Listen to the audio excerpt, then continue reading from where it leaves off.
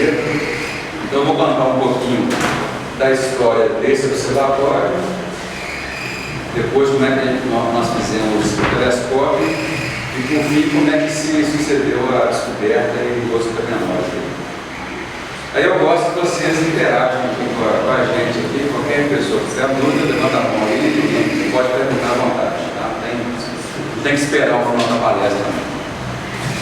Ok? Vamos lá. Bem, então, esse trio aí, João Ribeiro, que está à esquerda aqui, é o nosso colega que mora lá em Oliveira, né?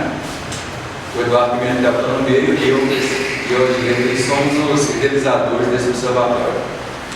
Bem, a história desse observatório é a seguinte: eu comecei a planejar fazer um telescópio de 450 milímetros de lente, que é mais ou menos assim, né? E esse telescópio, a ideia foi em 2009. Né?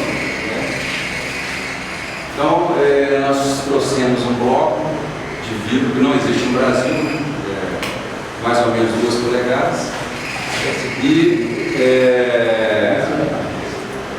eu encomendei essa lente, esse espelho, para um ótico lá no Paraná, chamado Santo Colégio. Ele mesmo está fora. E aí ele chega, não, só por cima. Aí fica bom para você sair do retrato. Então eu vou ficar aqui assim. Isso. Bem, então esse ótico lá no Paraná, chamado Santo Colégio, ele nunca tinha feito um telescópio desse porte tão curto, né? Porque é um telescópio 450 milímetros com uma distância focal de 1.300 milímetros. Ou seja, isso dá uma relação sobre D de aproximadamente 2,9. Quer dizer, um telescópio muito difícil de fazer, muito difícil de testar e principalmente muito difícil de usar. Porque depois quem tiver no grupo aí do Marcelo vai entender o porquê que eu estou falando que o telescópio é difícil de fazer. Por causa de um negócio chamado aberração esférica, principalmente. Tá? Então, eu encomendei para ele é meio doido, né? Ele topou, parado. Aí nós trouxemos um bloco importado dos Estados Unidos, um bloco de vidro de 450 milímetros, com 2 polegadas de diâmetro, não existe no Brasil, não é fabricado no Brasil.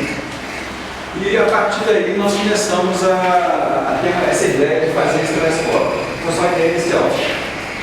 Eu não tinha lugar para instalar o telescópio, né? Mas eu queria fazer esse observatório principalmente com o objetivo de rastrear asteroides que passam perto da Terra no hemisfério sul. Então o objetivo do telescópio era esse: rastrear asteroides que passam perto da Terra no hemisfério sul, para saber se no futuro eles podem colidir com a Terra ou não. Então, em vista disso aí, nós encomendamos o espelho e depois eu vou contar a história aí, por favor. Você fala rastrear, asteroide já descoberto? Não descobri. Vai procurar mesmo. Procurar pelo objetivo.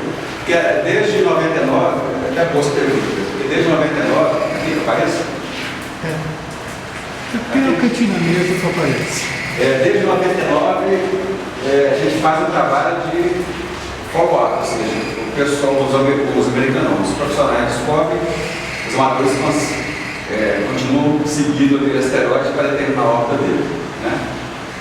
Só que o hemisfério sul tem uma carência muito grande de observatórios, porque, não sei porquê, apesar de nós termos Chile aqui, que é o melhor céu do mundo, não existe um programa de busca específico para esse tipo de objeto no hemisfério sul. Tinha um na Austrália, lá em Silent Springs, que foi fechado o programa em julho do ano passado por falta de verbas. Né? A NASA por falta de verbas e isso deve fechar o programa. Eu nem sei se eles empacotaram o telescópio e voltaram para os Estados Unidos. E esse era o único observatório que fazia esse tipo de busca aqui no hemisfério sul. Então a nossa ideia, como existia só um programa de busca aqui no Brasil, aqui no hemisfério sul, existem mais de 5 no hemisfério norte, fora os amadores também fazem. No hemisfério norte tem mais de 10 observatórios buscando o chamado NEOS, né, Near Earth Objects.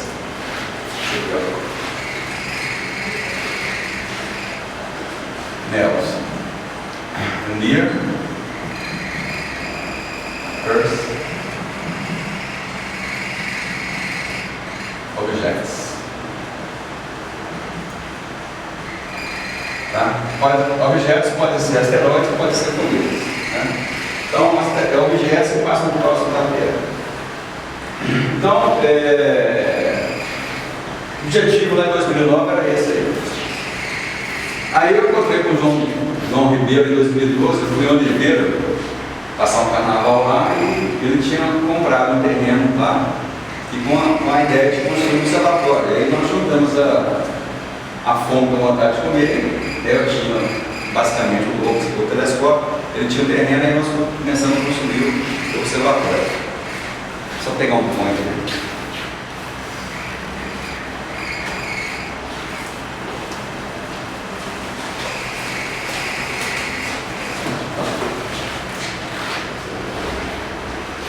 Bem, esse aqui é um mapa de poluição luminosa aqui de São Paulo, que é São Paulo, Belo Horizonte, Rio de Janeiro. Então, o que tiver mais vermelho aqui é que não tem um céu mais poluído, né? Porque aqui está o céu mais poluído, nessa escala aqui. O que vai vindo para cá, azul, depois preto, é um céu mais escuro, né? Então, ele tinha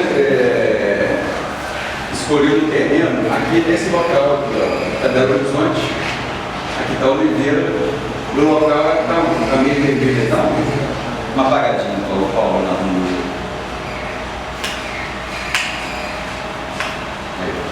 Mais pontinho aqui vermelho é o local do observatório.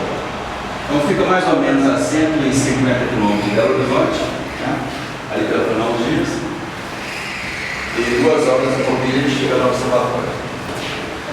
Esse observatório, apesar de estar perto da Oliveira, fica mais ou menos 5 quilômetros da cidade, ele não sofre tanta poluição luminosa. O céu lá é muito bom.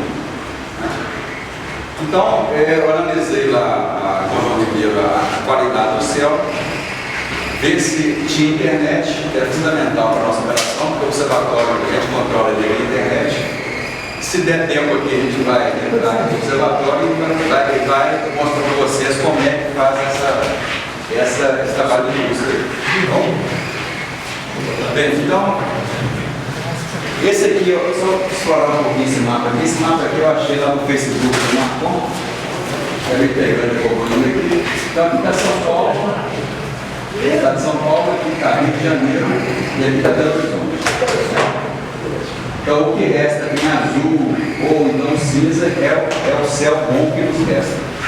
Fora isso aqui, é um céu que mexe para ruim, e aqui é um céu também péssimo, né? Em São Paulo, o céu é horroroso. Assim como se é Belo Horizonte, essas áreas mais brancas aqui ó, são as áreas piores para observar o céu, mais poluição do mundo. Tá bom? Bom. Bem, aí, lá em janeiro da Itaís, depois eu voltei em 2012 também e fiz essa imagem aqui para testar a qualidade do céu. Né? Esse aqui são várias imagens de 30 segundos de exposição que depois elas são somadas, quer dizer, a câmera fica fixa, parada, a Terra vai rodando, depois a gente faz a soma dessas imagens e dá essa imagem resultante aqui. Então você pode ver a qualidade do céu lá. Casualmente muito boa. Né? E aqui então foi a primeira foto que nós fizemos lá no local. Ainda não tinha nada, não tinha nada instalado aqui ali ainda, apenas essa caixa d'água.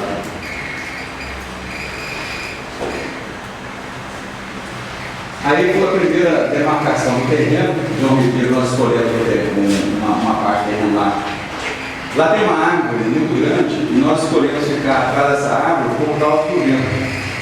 O vento vem do sul, então essa árvore, de certa forma, protege o observatório do vento. Então nós escolhemos que ele ficasse atrás de uma árvore e essa árvore não prejudica muita gente. Então aqui é a demarcação do terreno e aqui então é o observatório que ficou pronto. Né? Esse observatório ficou pronto em 2013, julho de 2013, né? Ele tem 2 andares, a parte do telescópio fica aqui em cima, aqui é o hológrafo, é um hológrafo de 4 metros por 6 de tamanho, metros, e ele foi desenhado para ter 2 telescópios, né? Então nós colocamos um telescópio e, possivelmente, esse ano aí nós vamos colocar um segundo telescópio um pouco menor, mas já dá para colocar lá. É que a árvore que eu falei com vocês, fica para o sul, então ela protege um pouco desse vento aqui, sem prejudicar tanto o nosso ambiente. Aqui embaixo tem um quarto para dormir, né? Aqui tem a sala onde a gente tem aqui os computadores, tem computador aqui embaixo, computador aqui em cima. E aqui o João vai fazer um memorial em homenagem à astronomia, principalmente ao Vicente Ferreira de Assis Neto, que é oriundo aqui da região de Oliveira, né, São Francisco de Paulo, que foi um grande observador de cometas. Então a gente pretende coletar objetos do Vicente. Ele faleceu em 2005, se não me engano, 2004, e a gente pretende fazer um memorial aqui em homenagem a ele. Tá? Bem, além do observatório, nós temos alguns sensores, tá? Porque como é um observatório que é controlado remotamente via internet, né? Apesar de a gente ter o controle total do observatório, nós também de vez em quando dormimos, né? À noite. Então a gente dorme lá meia-noite, 1h, e depois os sensores ficam por conta de monitorar as condições meteorológicas, né? Então esse aqui é um sensor de nuvens, um sensor de nuvens, de chuva, tá?